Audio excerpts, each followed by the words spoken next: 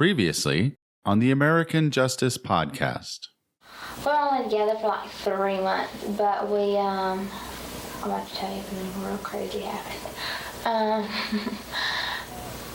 We broke up, and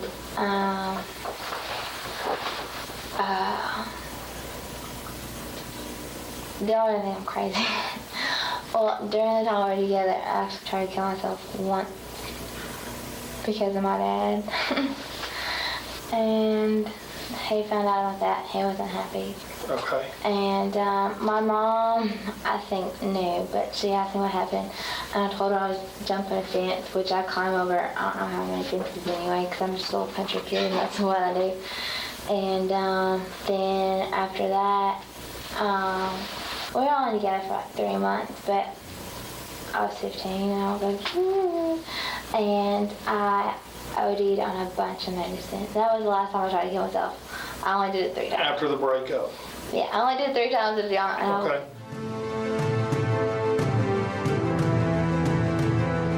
There is an epidemic in America's criminal justice system. The prosecution and conviction of innocent people for crimes they did not commit. Welcome to American Justice. The American Justice Podcast Army works to free men and women wronged by the criminal justice system. It's not only about the innocent who have been imprisoned, but also the victims of the crimes as well. No one deserves justice more than them. And now, here's your host, Scott Poggensee.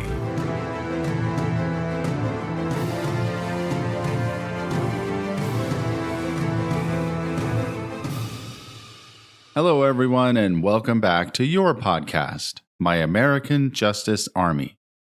This week will be a continuation of last week's episode regarding Charla Woodruff's interview with Texas Ranger Jeffrey Collins and Hunt County Sheriff's Detective Terry Jones. When we left off, Charla had just finished placing fault on her parents, the late Dennis and Norma Woodruff, for many of the transgressions of her own life. It would appear as though she finally ran out of things to say about herself. Now, on to her brother she goes. He would not escape her vengeful wrath.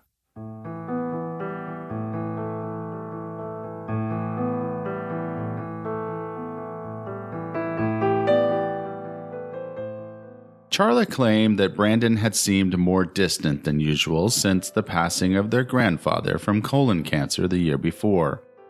That would be Dennis's dad, Bonnie's husband, Clyde. Yep, you heard that right.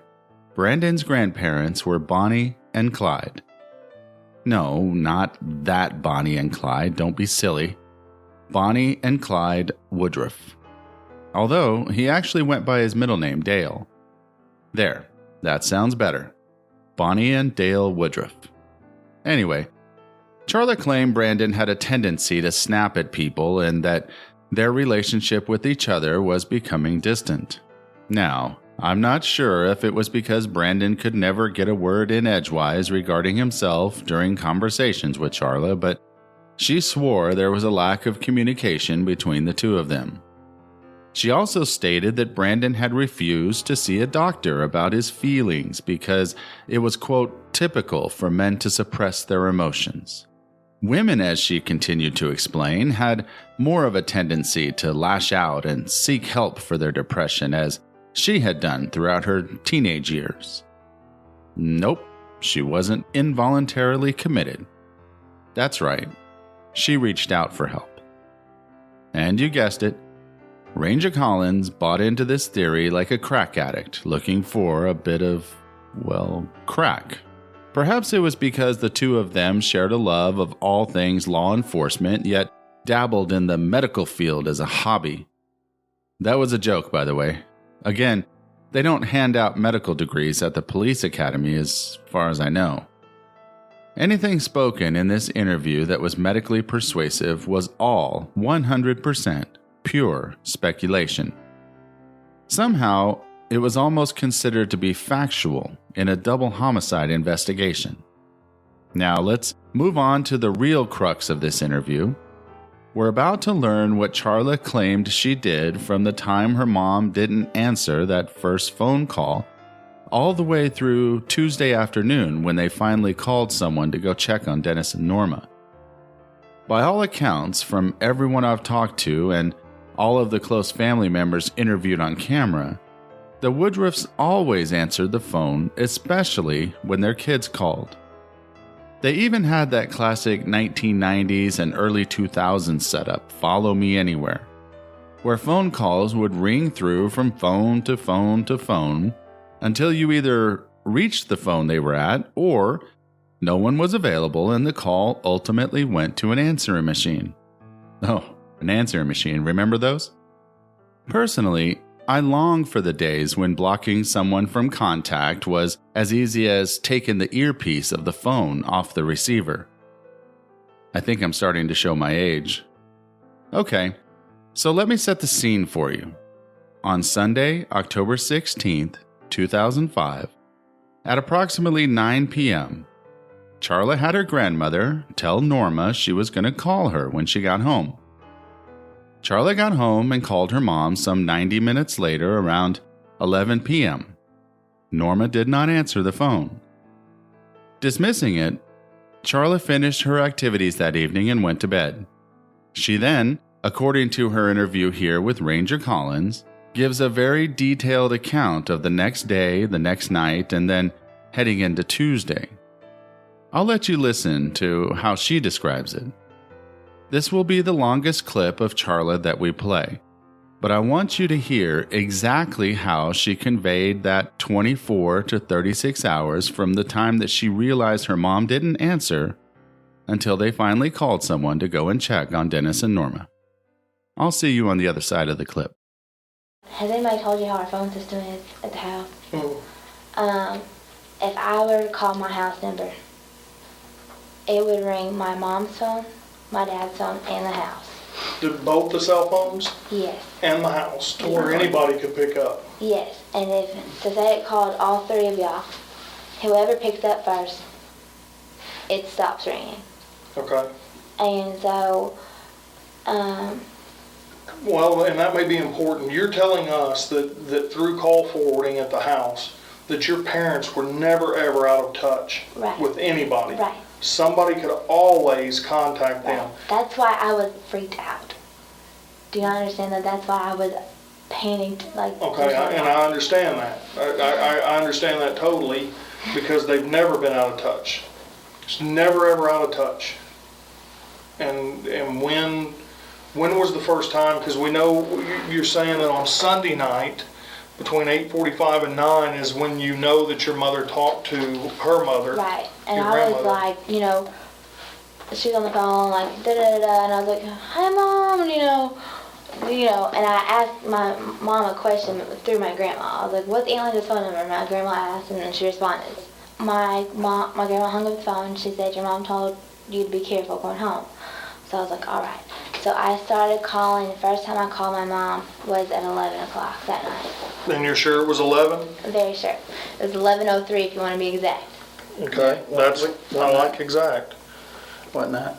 That's on Sunday night, Sunday right? night. Now, and you called from your 97287? Yes. Okay. And where were you when you called her? At my apartment. I called my grandmother first, and she said, are you home yet? And I said, nope.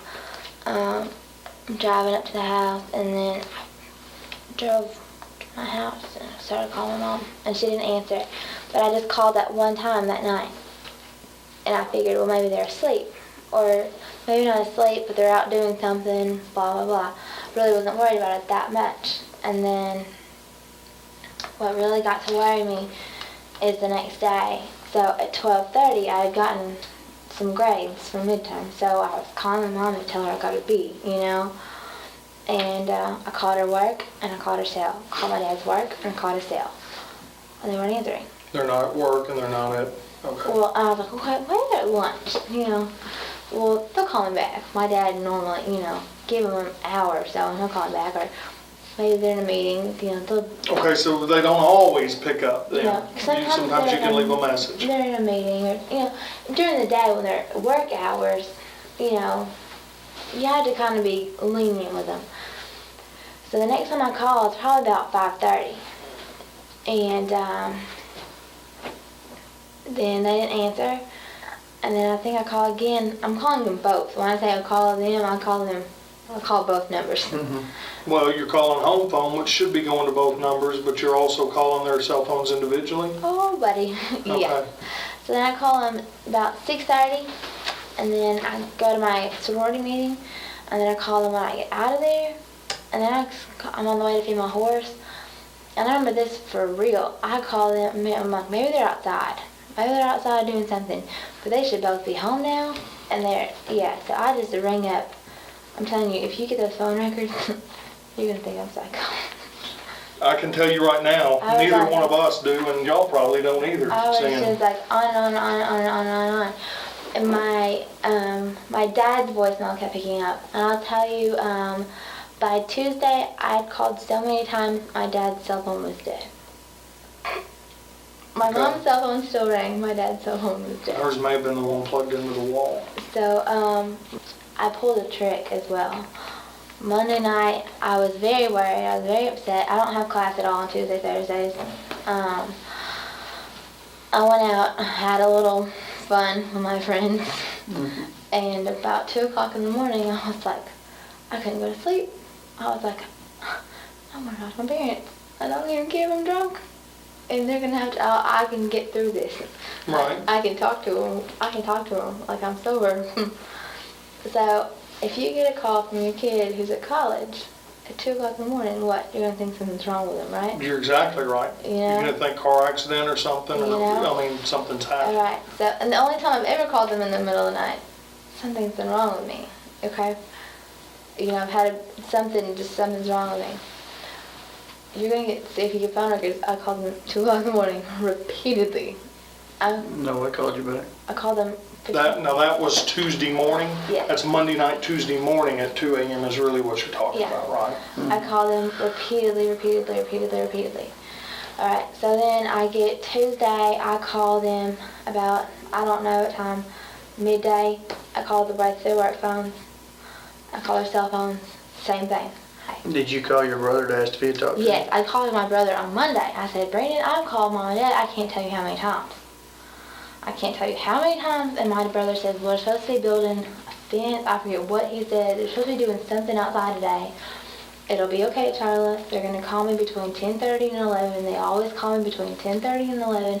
It'll be okay. That was on Monday. I'll call you. Got it. Did he call you? Charla got trashed. So. Oh, okay, because brother's gonna call. I mean, everything's gonna be all right. Right. Brother's gonna. Okay. I got trashed. Well, then I remember Brandon hadn't called me yet. That's when I start panicking at 2 o'clock in the morning. But you after you called your parents, did you try to call him? I didn't call him at 2 o'clock in the morning. Okay. But when I wake up, that's when I call my parents' work and all that stuff. And a lady named Sylvia at her work said, oh, Norma, we're worried about her. She hasn't called in 2 days. And she hasn't been here in 2 days. And that's when a girl named Kelly called me back. And I don't know Kelly, but I've heard my mom talk about Elvia. And she just told me that my mom hasn't been at work. And she's the one that told me to call y'all and do the, wellness check and blah, blah, blah. Then I called my dad to work. And they said, we just talked to Linda Matthews. And I was like, oh. And she said, she's like, I'm sorry, our prayers are with you. He hasn't been here though. And she said, our prayers are with you. Good luck. And I was like, all right. She didn't tell me her name or anything. So I just called my aunt, and my aunt's like, all right. So I waited for hours and waited. And she said that the Rockwall house was fine. We were waiting for Hunt County. I waited for more hours, and they were being so slow. Sorry. So then my aunt was like, who can we call? And I was like, I don't know. I was sitting there crying. Because you know what your parents do, and you know what your parents do, and you know what's normal and what's not normal. Mm-hmm. And this is not normal. This is not normal, And that's when I got a hold of my brother, and my brother's like, Charla, what's going on? And I was like, I don't know. And, did your brother say they hadn't called him when they were supposed to? He said he didn't talk to me Monday night either. Did y'all unplug the phones? I don't think so. Okay. Why? Because they were unplugged today. Well, now, I can't tell you for sure, okay? Okay. Um, Because I was just trying to take the caller ID to see what times You're talking about the house phones, because we took the chargers and everything with the cell phones. So we unplugged those. They may have dusted the house phones or something. That may have been. I took the house phone, tried to take the caller ID, and none of my calls had registered, so I didn't know if maybe home dude or home girl or Ku Klux Klan, whoever came over there, unplugged them or what, but none of my calls registered. All right, is everyone okay? Don't worry. Your equilibrium should return to normal after a few minutes. If not, you could call one of those two individuals that we talked about earlier in the episode. Word has it they moonlight as doctors.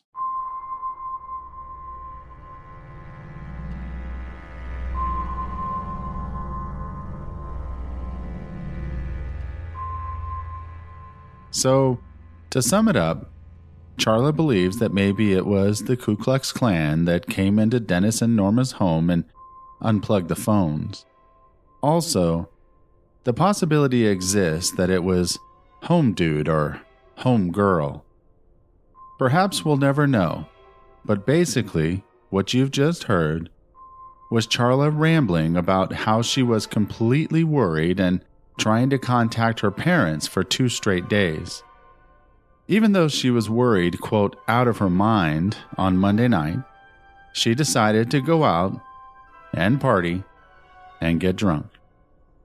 Now, she does mention calling her parents at 2 a.m. Remember, she said that she knew if her parents got a call at 2 a.m. from their daughter at college, they would know that something was wrong and would definitely answer. So I decided to go back and analyze those phone calls. Let's take a look at Charla's phone records in regards to her attempts to contact her parents over that fateful 36 hours between the last known contact with Dennis and Norma and the time their bodies were found. We'll look at Charla's phone records in more detail in later episodes when we start talking about who had an opportunity to commit the murders. Please try to stay with me because it's starting to get a little complicated and technical. But hey, that's what we're here for, right? For my American Justice Army to dive into the evidence and analyze everything right along with me. Okay, here's what I found.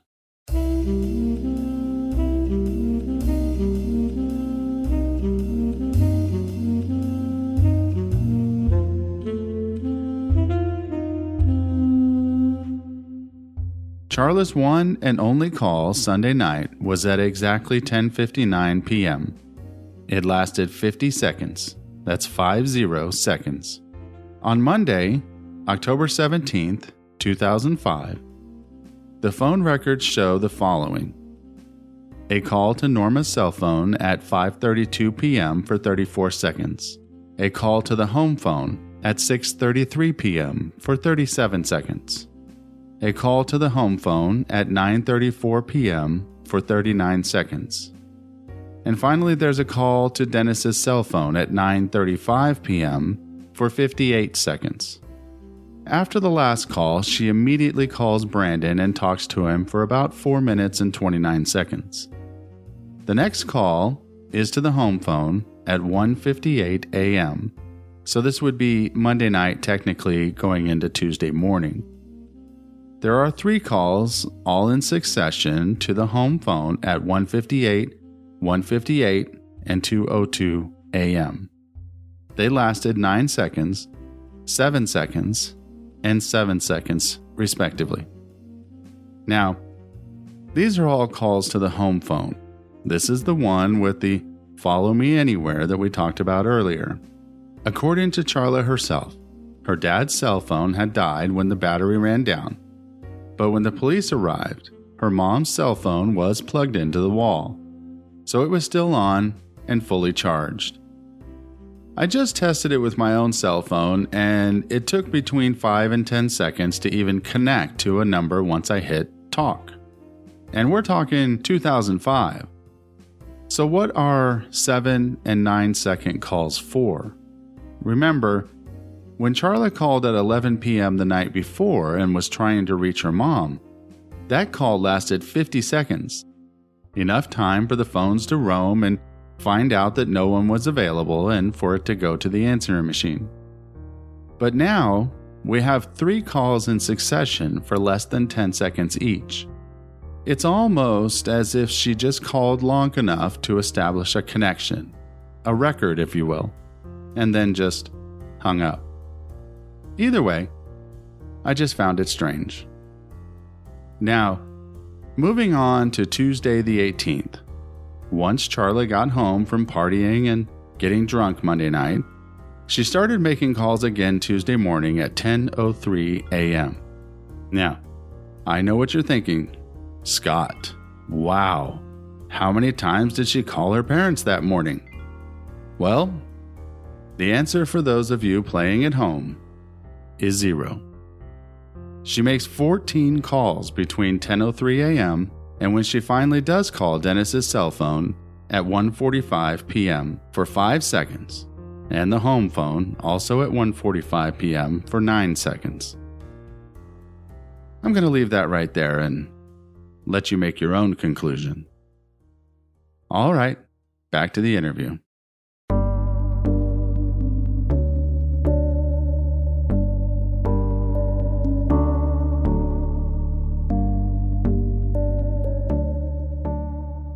Now, in all fairness, the KKK explanation may not be too far-fetched for the land of Hunt County, Texas.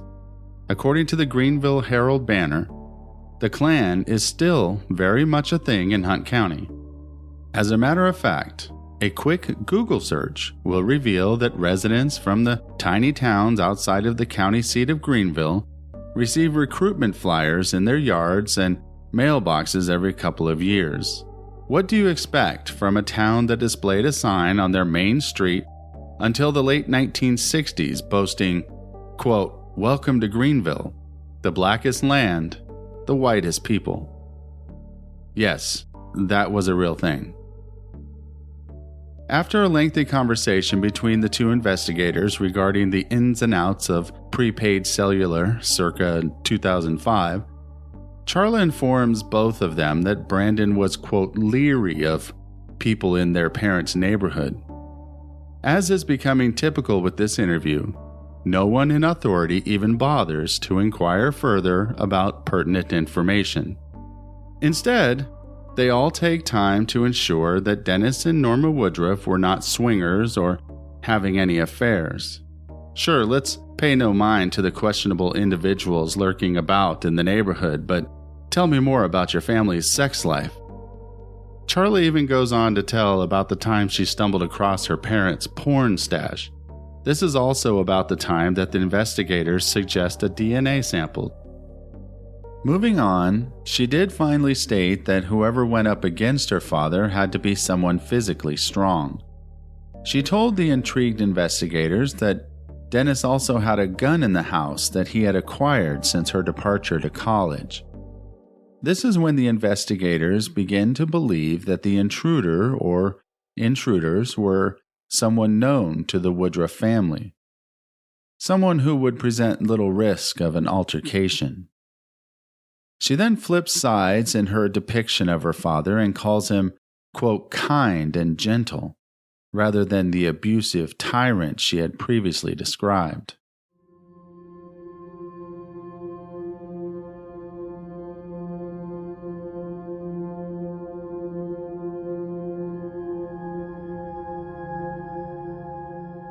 The investigators leave the room to talk among themselves, and Charla initiates a conversation with her attorney regarding someone they had evicted from some land her family owned in Arkansas. Apparently, there had been some discord between the individuals living on her family's land, their church, and her father. This information isn't mentioned to the investigators at all upon their return. Charla's attorney practically steers her away from this epiphany altogether. However, Charla's Aunt Kathy did bring this contentious situation up to the investigators in her interview. She actually thought there was such bad blood amongst these people that whoever they were could have a motive to off the loving couple. I mean, here you are, talking to the police about who could have possibly killed your parents, who, by all accounts, didn't have an enemy in the world. And you don't even bring up a feud about land and money? What the... Seriously. Just keep batting those eyes, Charla. Just keep batting those eyes. Charla's attorney apparently also did not find this important. I mean, how could he? I guess they didn't cover bringing up possible alternative suspects to the police in the Crackerjack Box Law School we talked about earlier. He said he didn't believe it was possible that someone could come all the way from Arkansas to just commit the murders. Apparently, assassins don't like to drive. Everyone involved in this interview is completely clueless regarding who could have possibly murdered Dennis and Norma Woodruff. So why would a potential suspect, no matter how remote, be omitted from the discussion? I guess they had never heard about the Jodi Arias case. Oh wait, that didn't actually happen until 2008. But if you're not familiar with the case, she traveled almost 700 miles to murder her boyfriend. I guess assassins do like to drive.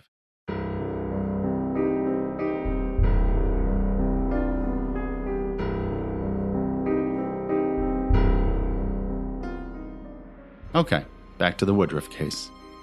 Charla accepts her attorney's logic without question. The investigators return to the room, and everyone, including her attorney, assists with the collection of some DNA samples. It's okay that no one in this investigation so far is accepting logic without questions, since so many questions have been answered without logic. Okay, so we are pretty much ending here with Charla's first on-camera interview with Ranger Collins. But before she walks out of the room, she has a couple tidbits that she'd like to convey to the Ranger and his junior investigator buddy. Charla reminds the investigators to ask Brandon about a certain, quote, kid in the neighborhood who causes him havoc. The currently nameless person had jumped Brandon in school, resulting in a physical altercation that placed them both on probation. The kid in question turned out to be Joe Hageman. Yep, shit kicker number 2 himself. An explanation for the cause of the fight? At least from Charla's perspective, it's because Brandon used to be a cowboy and now he wears Armani. Regardless of the answer's simplicity, it is then revealed that Brandon had continuous trouble from Joe as well as Joe's friend, Mike Etherington, Mike's mother Norma Etherington, and Mike's brother Matt Etherington.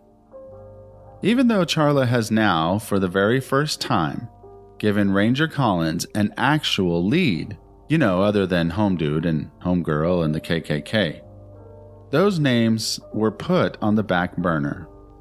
For now, Ranger Collins had a bigger fish to fry. A fish about the size of, Brandon Woodruff.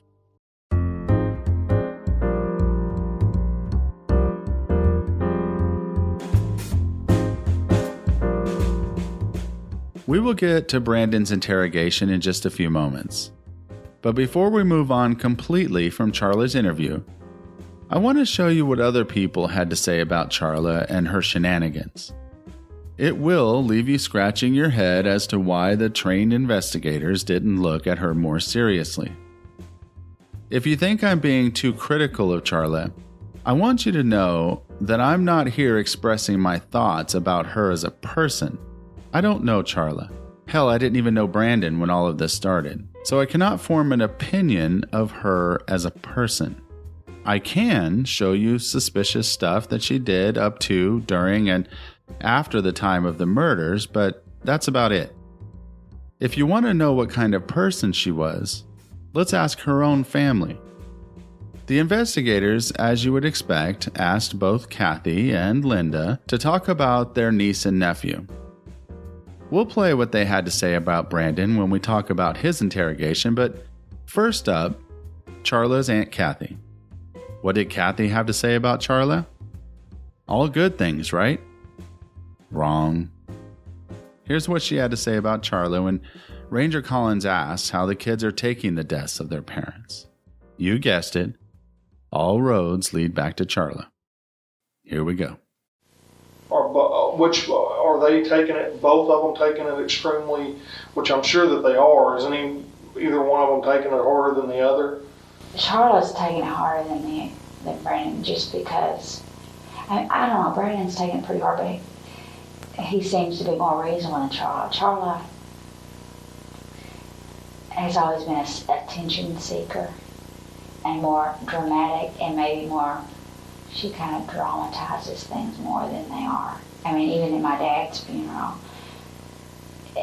she tried to make it all about me. You know, there's certain people that have to, they have to have the attention, and she's more of the attention seeker.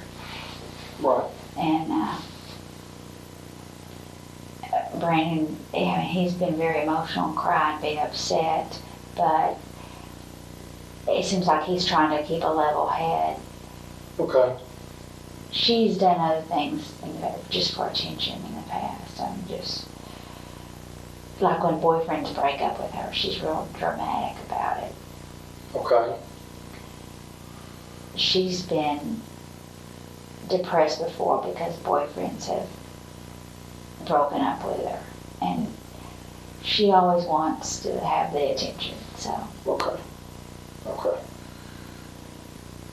Charla, my brother was overweight a lot at one point, and he had a gastric bypass, and then he was doing really, really good about losing weight, and then when my dad died, it kind of set him back, and he had gained weight back. She was kind of embarrassed of him when he was real heavy, because he had expressed to me that sometimes when she was in high school that she didn't want him to come to school and do things because she was embarrassed because he was so overweight. And girls can sometimes be like that. And I mean, it kind of hurt him, but he would respect her wishes and do whatever. And okay.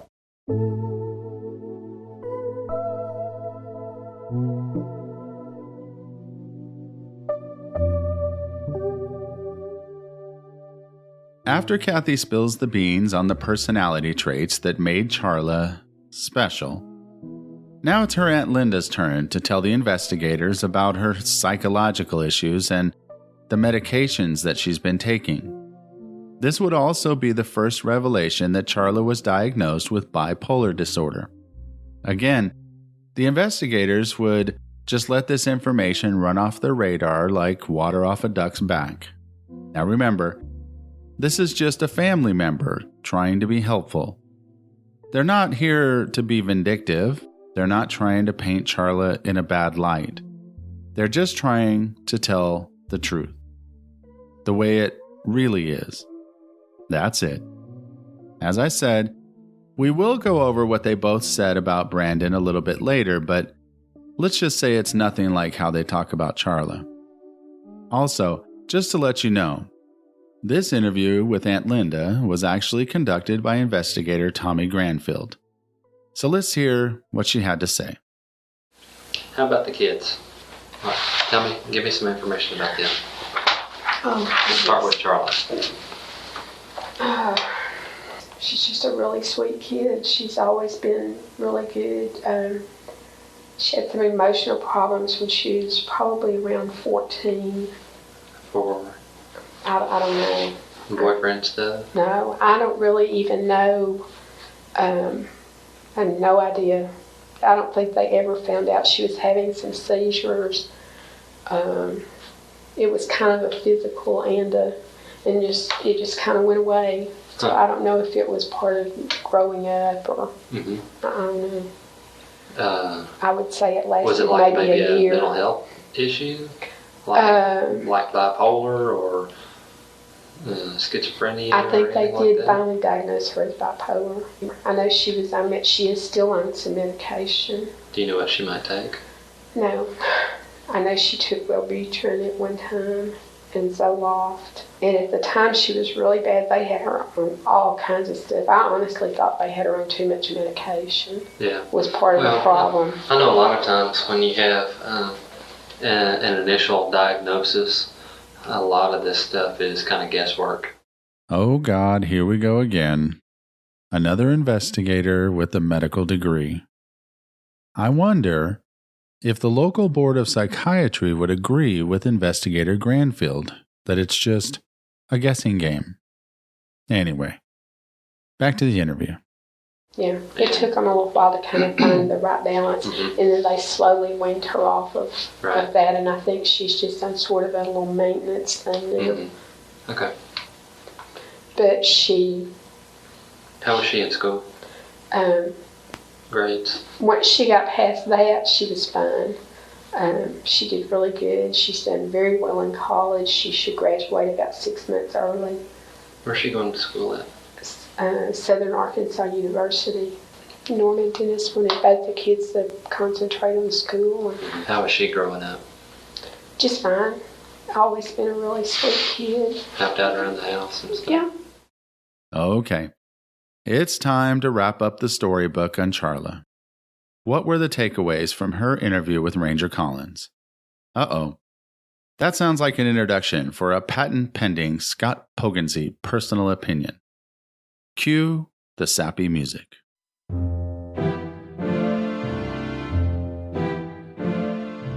On the surface, Charla seems like a very sweet, innocent-acting little girl on the inside, and she definitely paints herself as the victim here. You heard that right. Brandon and Charla's parents were just stabbed and shot to death, and Charla is the victim. Now, I don't say that lightly. I'm not here to make enemies. I'm not trying to get anyone mad at me. But I do have to call them as I see them. And I've listened to that interview dozens and dozens of times, and every time I just sit there in amazement, wondering why Ranger Collins did not see what was so obvious to me and to many other people. I believe I played enough of Charla's clips to give you a firm grasp on the tone and direction the interview took. If I'm off base here, please, someone tell me. I think maybe we should just leave it there for now and revisit it when we finish Brandon's interview so we can compare the two. Okay. One last thing before we get to Brandon's interrogation. For those of you that don't know, I'm also producing a docuseries about this case called Texas Justice, Brandon Woodruff. If you forgot about it or didn't know about it, don't worry. I'll only remind you of it a couple hundred more times before the end of the season. But one of the people that I interviewed for Texas Justice was world-renowned body language expert Susan Constantine. If you have never heard of her before, I suggest that you look up body language experts for lots of famous cases, including Casey Anthony and George Zimmerman and Conrad Murray. That was the doctor that was accused of prescribing the medication that killed Michael Jackson. Susan has been called as an expert to report to the world on who is telling the truth in hundreds and hundreds of cases. She's, simply put, one of the best. Before we met in Florida for the interview, I sent her 3 videos. I sent her Charla's first interview that you just heard all about. I sent her Brandon's interrogation with Ranger Collins, and I sent her Mike Etherington's interview as well. Before I met with her, I did not tell her what the documentary was about, who was involved in the case, or what position we were taking as far as each one of their guilt or innocence. Basically, I told her nothing, but please watch these 3 interviews and tell me your opinion when we meet. We will hear from Susan at the end of each one of the interviews just to get her expert opinion. I don't want you to just take my word for it. Here's a professional telling you what you probably already knew. Charla, on the other hand, there are also many different indicators of being deceptive. The whipping. She's trying to describe and adding lots of emphasis that he was very, very violent, that he whipped her with a horse whip.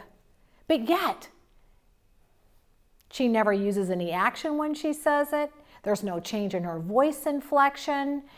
It really did not make sense because the words and the body language did not match. Other things that she said, she would give you information about a Ku Klux Klan or, a girl or a girl dude. These phrases that she picked up out of the air is either she's having a psychotic breakdown, or we have to really examine why she used them. And the investigators didn't ask the follow-up questions why she used the word girl, home girl, or the other one was a dude or home dude, and the other one was the Ku Klux Klan. Investigator 101, you want to come back and ask, why would you say home girl? Home girl is a very particular phrase. So we want to know what she really meant by that. But she was actually giving you reason why there was other events that she didn't put herself into it. So I just want to give you a little bit of information about deception. When a person uses I, me, or my, they're putting themselves into the event. When something really when something is deceptive, they omit their name in there, or I. They omit themselves in the event, the particular reason why. It's because they can't put them into the event because it would bring attention to themselves. And they can't do that when they're being deceptive. So there's lots of different areas within all of them that there's a lot more to the story than what's really being told. And I believe there's more people involved than if Brandon so-called did it. And out of the three that Brandon, in my opinion, and based on my expertise, with a high level of certainty, that Brandon is innocent. So that brings us to the moment you've all been waiting for. We are now going to dive head first into the deep end that is the pool of Brandon's interrogation with Ranger Collins.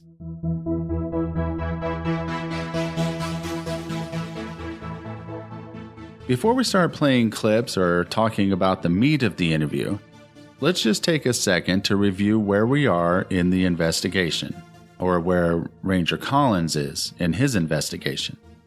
On Wednesday, October 18th, 2005, Ranger Collins was called to the scene of a horrific double homicide in Royce City, Texas. When traveling back from the autopsy the next morning, they got a call from someone claiming to know something about the Woodruff murders. Those two people, Mike and Norma Etherington, come in and tell Ranger Collins that Dennis and Norma were great people and the only person in the world that could have killed them was their son, Brandon. Why? Because he was living an alternative lifestyle and put on his MySpace that he hated his fucking parents.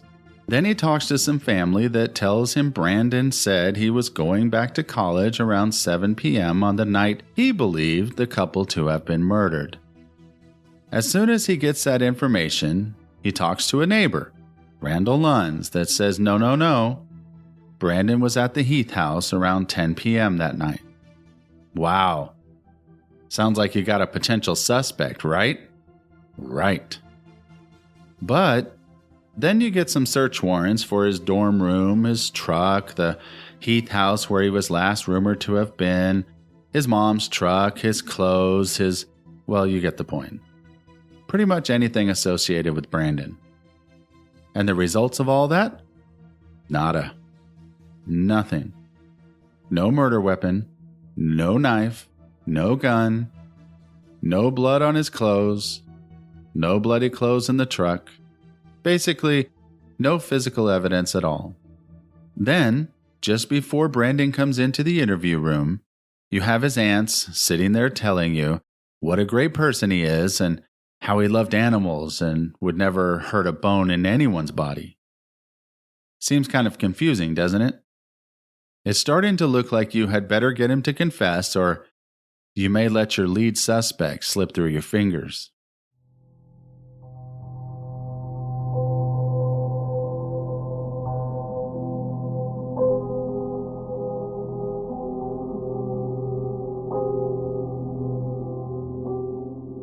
So there we have it. That is Ranger Collins' mindset going into this interrogation.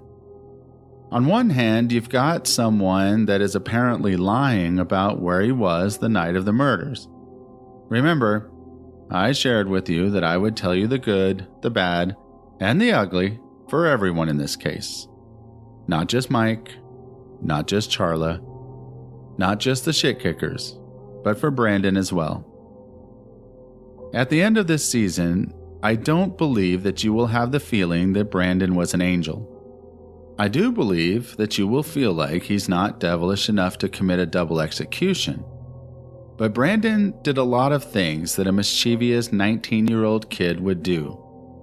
As you'll find out later on in this season, he would go to some parties and drink alcohol. He would boast about his lifestyle and how much money he had, even though he was putting it all on his newly discovered credit card.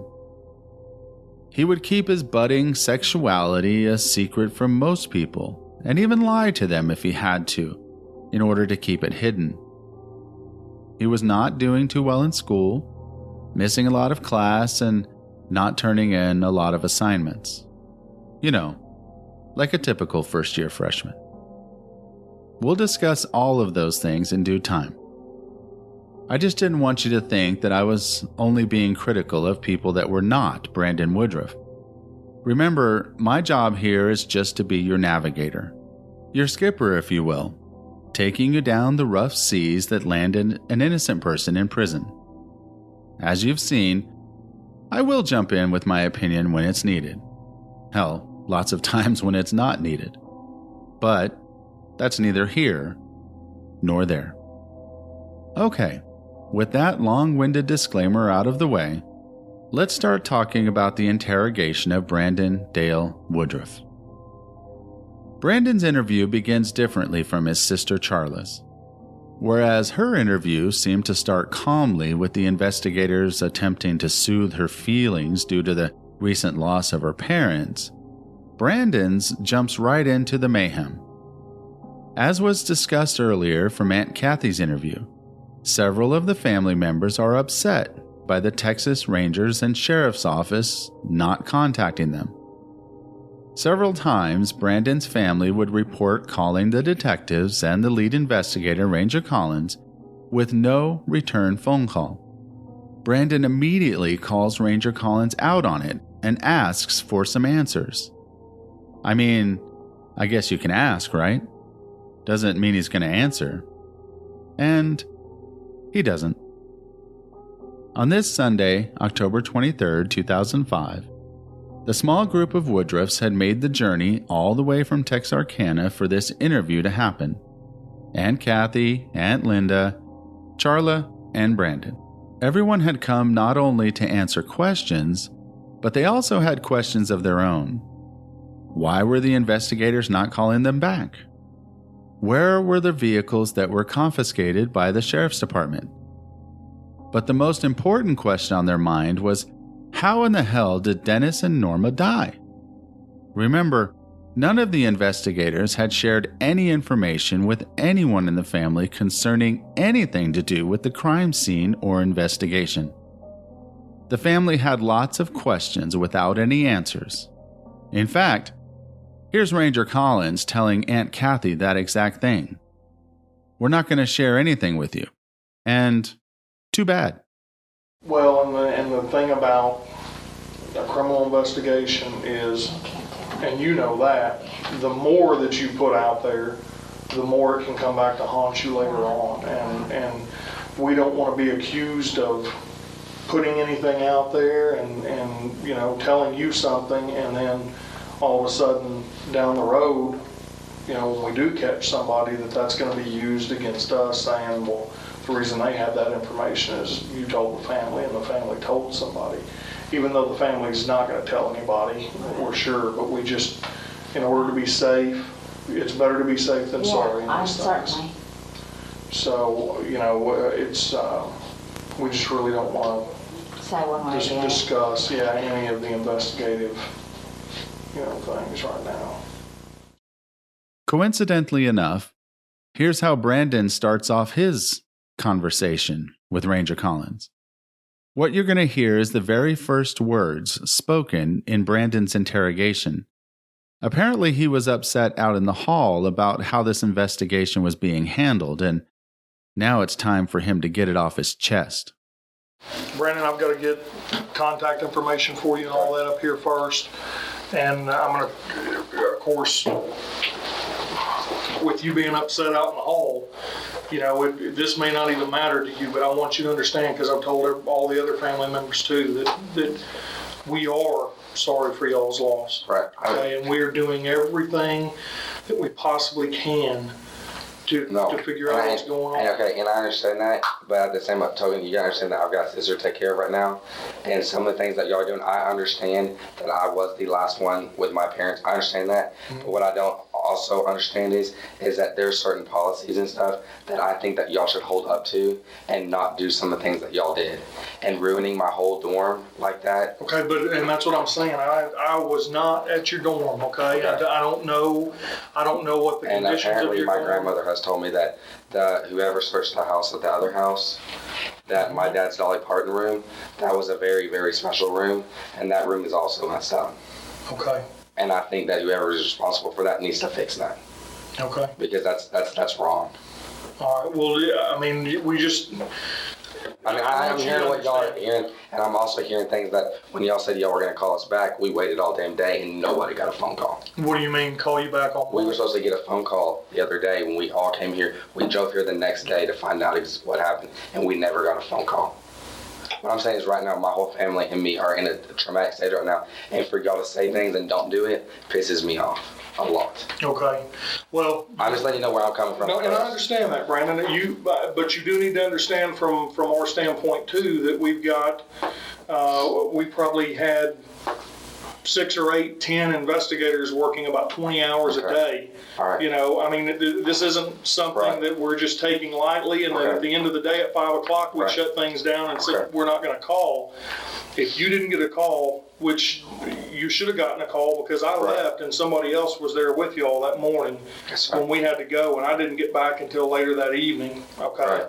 And if you didn't get a call, I apologize that you didn't get a call, but you also have to understand that we didn't just shut this thing down at 5 o'clock and everybody got home. Like I would want to be more involved in this because I thought my truck was stolen. Mm-hmm. I understand y'all have that now. Yes. But I freaked out there. I was already calling other people because there are certain people that we're already talking. I mean, my family's going to talk. My family's very close. Right. And I will tell you that with us not knowing that y'all are taking things and doing this, it makes us go, where are these things at? And I understand that.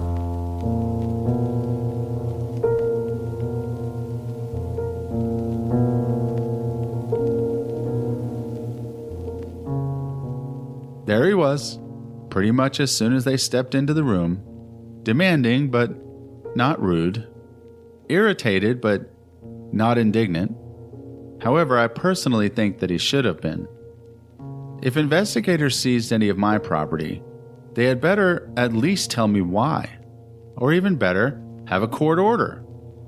Last time I checked, we still lived in America and the government can't just seize your property without a warrant. Of course, there's caveats to that if you're in the active commission of a crime or the police are busting through the door of your friendly neighborhood drug den, that type of thing. However, in this case, Ranger Collins actually did have a warrant. Did he show it to the family? Nope, not at all. As we discussed earlier, the attitude was, we're not going to share anything with you and too bad. Apparently, Hunt County doesn't feel as though they're part of the United States of America. Oh, but don't worry. This won't be the last time we talk about Hunt County violating the United States Constitution. Brandon's interview goes far beyond the normal question and answer sessions offered by Charla by the same 2 investigators. Sure, it started off that way, at least after Brandon gives them an earful about his missing property. They quickly get into things like, what's your name, what's your contact information, tell us about your parents, that kind of stuff. But what you'll see is that very quickly, Ranger Collins sets his sights on confusing the teenager and trapping him into a timeline that is going to come back and haunt him very quickly. This interview is much more frantic, interrupted, and in pieces. Although it's difficult to interpret for the casual listener, there's no denying the change in feeling from one sibling's interview to the other. Perhaps both investigators were being much nicer for the simpler fact that Charla was a young girl. Then again, perhaps it's because now they're both looking at their predetermined number one suspect in the eye. Or maybe it was because Brandon just didn't bat his eyes enough. Who knows? As before, the same family attorneys who accompanied Charla in her interview are present during this one as well. However, just as before, they might as well just have been potted plants sitting on a chair over in the corner. Again, neither of these attorneys had much history with criminal defense. They were just family friends that were just sitting in to do what, at the time, they considered to be a favor. There's no objections, little advice, and very few words spoken. Observers to the chaos, if you will. As you'll hear in a second, they even identify themselves in the report as, quote, temporary attorneys. One thing I want you to listen to very carefully in the following clip. Mr. Autry does tell Brandon that they're his attorneys and they cannot repeat anything he says due to attorney-client ethics rules. But this time, he actually takes over and tells Brandon what he failed to tell Charla. These big bad investigators with the guns on their hips can repeat what you say. So don't say anything you don't want repeated. And if there's a question you don't want to answer, you do have the right to remain silent. However, what he says next is crucial, not only in this interrogation, but in Brandon's subsequent appeals. His lawyer goes on to tell him that if you decide to exercise your right to remain silent, Andy Taylor and Barney Fife here are going to arrest you. Yes, you heard that right.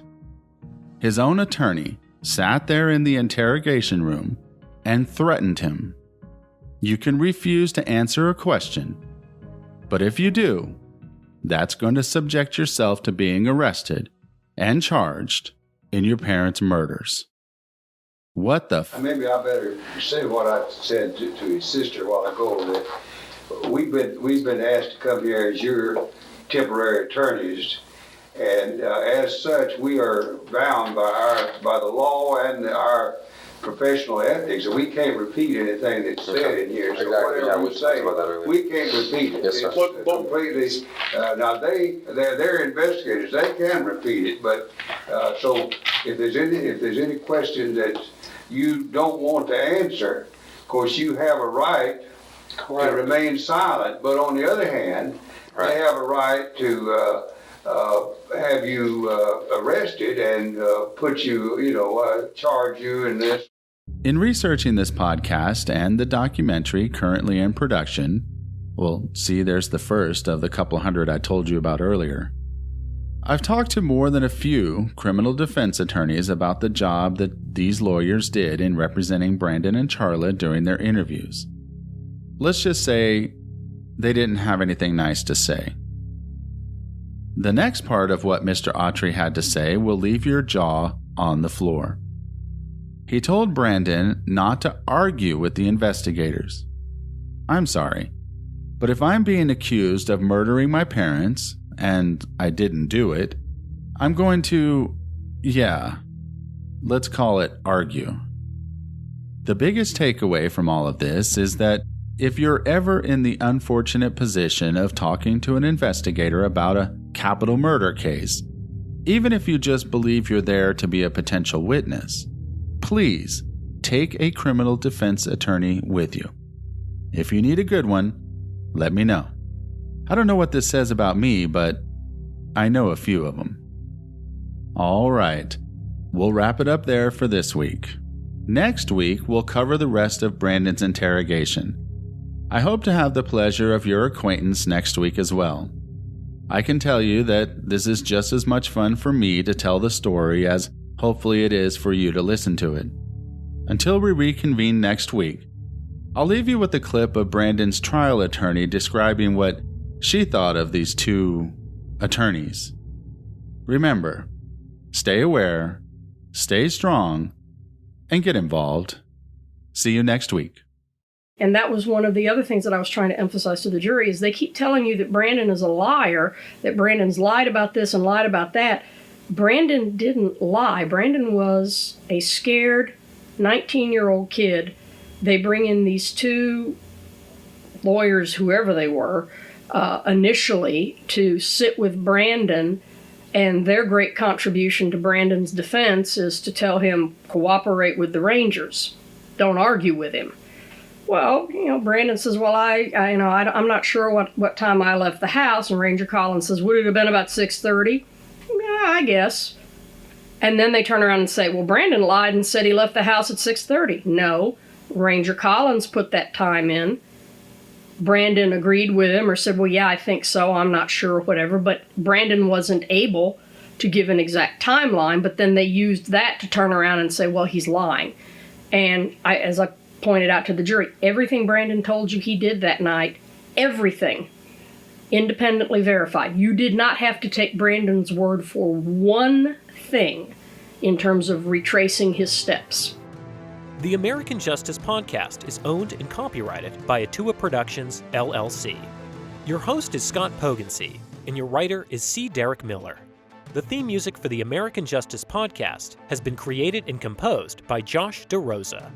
Scripted and recorded episodes are published every Sunday morning, with follow-up Q&A episodes released on Fridays. You can find the Q&A episodes on YouTube by searching for American Justice Podcast. Atua Productions aims for this to be an interactive podcast, where you, the audience, has a great amount of influence on the content of our shows. You can interact with us in several ways. First, and most preferred, is you can leave us a voicemail. Our phone number is 972-942-0444.